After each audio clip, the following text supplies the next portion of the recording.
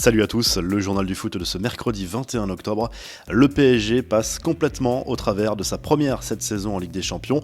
Défaite 2-1 face à Manchester United au Parc des Princes. But signé Bruno Fernandes sur penalty, Martial contre son camp et Marcus Rashford en fin de match, comme un air de déjà-vu pour l'attaquant des Red Devils qui avait déjà crucifié le PSG en 2019 lors du 8e de finale retour de C1, encore au Parc des Princes. Le club parisien n'avait plus perdu un match de poule en Ligue des Champions à domicile depuis le mois de décembre 2004, à une époque où l'iPhone n'existait même pas. Les stars parisiennes Neymar et Mbappé ont été décevantes. Ils n'ont pas pu apporter cette touche de folie qui aurait pu rebooster le PSG quand il était en difficulté. Attendu au tournant, les deux joueurs sont également critiqués par la presse européenne. Pour le Daily Mail, le Brésilien a réalisé un match pauvre et s'est évanoui après son action du début de match, alors que les deux stars du PSG ont échoué à faire le show. Le Mirror souligne que les deux stars parisiennes ont même handicapé l'équipe avec des excès d'individualisme. La Gazzetta dello Sport parle d'une autre moquerie de Manchester United à l'encontre du PSG. Il faudra absolument se ressaisir dès mercredi prochain contre Başakşehir. Lionel Messi, lui, s'est offert un nouveau record en marquant le premier but de la rencontre face à Ferencváros. L'Argentin est devenu le premier joueur à avoir inscrit au moins un but lors de 16 éditions consécutives en Ligue des Champions. Dans ce classement honorifique, Lionel Messi et Ryan Giggs devancent Raoul et Karim Benzema puis Cristiano Ronaldo.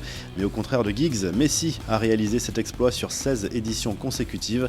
Ansu Fati et Pedri, 17 ans tous les deux, ont marqué également. C'est la première fois dans l'histoire de la compétition que deux mineurs marquent ensemble lors d'un même match.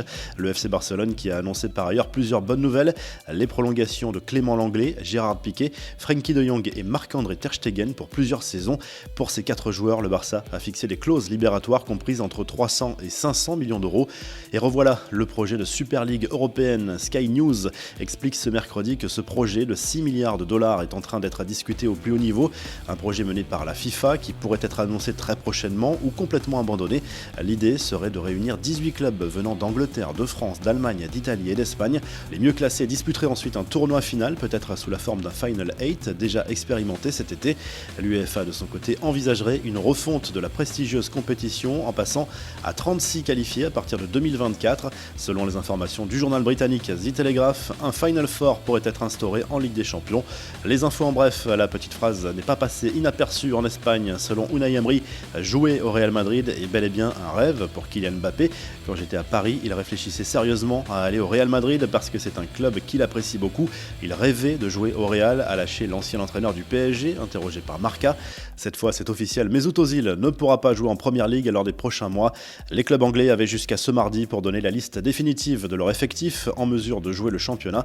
Mikel Arteta, l'entraîneur d'Arsenal, a décidé de se passer des services de l'ancien international allemand qui reste à ce jour le joueur le mieux payé du club. Petr Cech de retour aux affaires, du moins en cas de pépin, pourtant retraité depuis plus d'un an. Le gardien tchèque figure dans la liste des joueurs de Chelsea pour disputer la Première Ligue cette saison.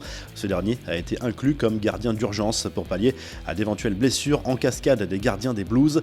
La revue de presse, le journal L'équipe consacre une première une au PSG, méconnaissable mardi soir en Ligue des Champions contre Manchester United. Trop de suffisance, pas assez d'engagement, le PSG a manqué ses débuts sur la scène européenne. Le quotidien propose une autre une consacrée à l'Olympique de Marseille. Cette fois, le club olympien lance sa campagne 2020-2021 en Ligue des Champions sur le terrain de l'Olympiakos en Grèce avec la volonté de bien figurer. Une victoire d'entrée à l'extérieur pourrait lancer parfaitement les joueurs de Villas-Boas vers une potentielle qualification pour les 8e de finale.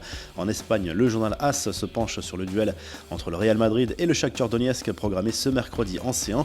Sous pression, titre le journal madrilène avec Zinedine Zidane en une.